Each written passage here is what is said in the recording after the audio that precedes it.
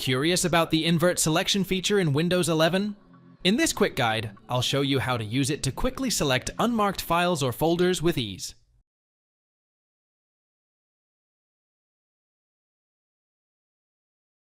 Select the files that you do not want. You can select multiple files by pressing down the Ctrl key and then by clicking on the files. After the files are selected, click on the 3 horizontal dots at the top part of the ribbon.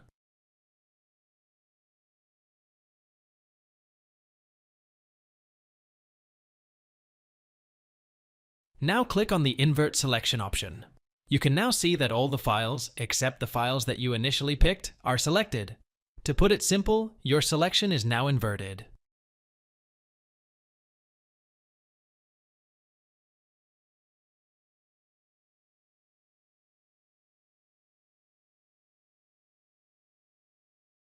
Thanks for watching. If it helps, make sure to hit like and subscribe.